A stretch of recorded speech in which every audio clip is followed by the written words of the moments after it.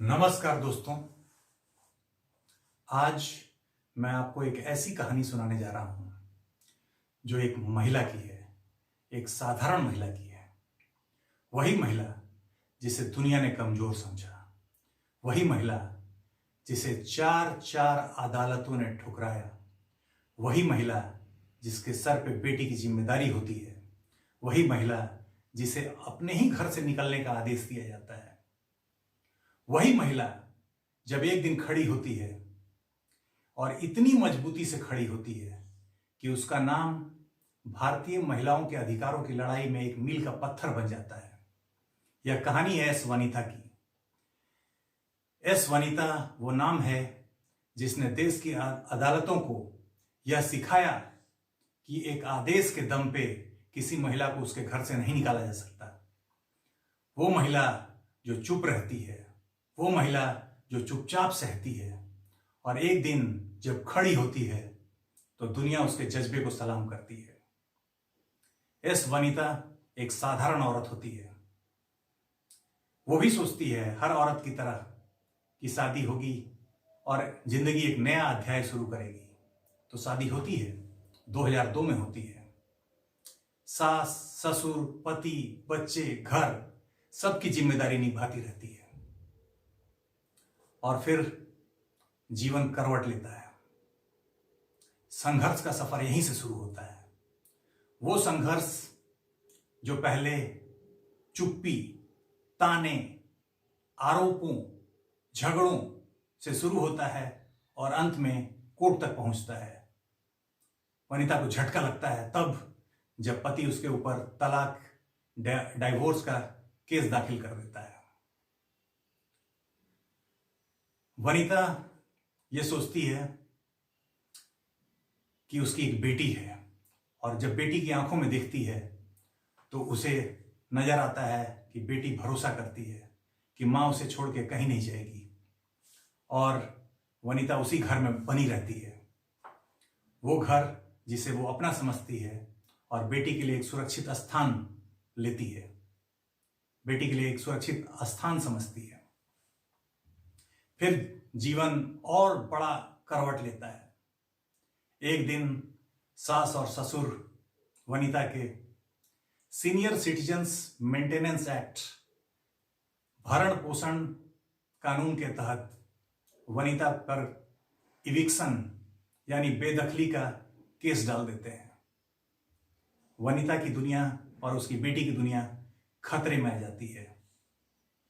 वो सोचती है कि क्या मेरी बेटी रोड पे आ जाएगी, क्या मैं भी साथ में रोड पे आ जाऊंगी। और इससे बड़ा झटका तो तब होता है कि जब लीगल नोटिस हाथ में मिलता है, और लीगल नोटिस में यही लिखा रहता है, घर खाली करो, ये घर हमारा है, घर सास ससुर के नाम पे है, तुम्हारा इस पे कोई अधिकार नहीं है। घंटों रोते रहती है वनिता अपनी बेटी के साथ, और हुई है वही जो राम रचि रखा। रोते रोते उसके मन में एक आग जगती है, और वो आग होती है, आज मैं अपने अधिकारों के लिए खुद लड़ूंगी। और यहीं से एक लंबे अदालतों के संघर्ष की लड़ाई शुरू होती है। पहले यह मामला जाता है बेंगलुरु असिस्टेंट कमिश्नर के यहां। असिस्टेंट कमिश्नर साहब कहते हैं तुम्हारा इस घर पे कोई अधिकार नहीं है, घर खाली करो, निकाल दो इसको। वनिता अपील में जाती है डेप्यूटी कमिश्नर के पास, डिप्टी कमिश्नर भी यही कहते हैं। फिर जो वनिता है वो हाई कोर्ट का शरण लेती है। हाई कोर्ट भी यही कहता है, हाई कोर्ट कहता है कि यह शेयर्ड हाउस होल्ड नहीं है, घर सास के नाम पे है, खाली कर दो। फिर वनिता हाई कोर्ट के डिवीजन बेंच में जाती है, वहां भी इसको कोई रिलीफ नहीं मिलता है, और लास्ट में जो केस है वो सुप्रीम कोर्ट पहुंचता है, और यहीं पे अंतिम लड़ाई होती है उसकी। सामने वनिता होती है जो अकेली होती है, लेकिन उसकी आवाज में सच्चाई होती है, और सामने जो जज साहब लोग बैठते हैं उसमें महान जज जो बाद में चीफ जस्टिस बनते हैं, DY चंद्रचूड़ वो होते हैं। दूसरी जज होती हैं इंदु मल्होत्रा होती हैं और तीसरी जज होती हैं इंदिरा बनर्जी होती हैं। और ये तीनों इस बात को सुनती हैं। वनिता को केस को ध्यान से सुना जाता है, पूरे मन से सुना जाता है और सुप्रीम कोर्ट इस निर्णय पे पहुंचता है कि सीनियर सिटीजन के प्रावधानों के तहत किसी महिला को उसके वैवाहिक घर से नहीं निकाला जा सकता और आगे कहता है कि डोमेस्टिक वायलेंस एक्ट इसका प्रोटेक्शन देता है। Right, domestic violence act. और ये जो फैसला आता है ये भारत के इतिहास में महिलाओं के लिए मील का पत्थर बन जाता है। जो महिलाएं जिनका अपना कोई घर नहीं होता वो ससुराल में रहती हैं और जाए तो कहां जाए। तो अब देखते हैं दोस्तों कि सुप्रीम कोर्ट ने क्या क्या कुछ महत्वपूर्ण बातें कही हैं इस निर्णय में, जो सारे जज, सारे वकील, सारे समाज, सारा देश इस कानून को बार बार पढ़ता है, 1000 बार पढ़ता है। और वो कानून है क्या? तो पहला चीज जो उन्होंने कहा है, जो 3 जजों की खंडपीठ थी, उन्होंने कहा है S Vanita versus Bangalore deputy commissioner के केस में कहा है, वो ये कहा है कि हार्मोनियस इंटरप्रिटेशन सामंजस्य में पढ़ना है, सामंजस्य के साथ देखना है। सीनियर सिटीजन का एक्ट और डोमेस्टिक वायलेंस एक्ट, इन दोनों को टकराव में नहीं देखना है, इन दोनों को देखना है तो सामंजस्य में देखना है। एक कानून को दूसरे कानून से टकरा कर उसके अधिकार को समाप्त नहीं किया जा सकता, जैसा वनिता के केस में किया गया। राइट।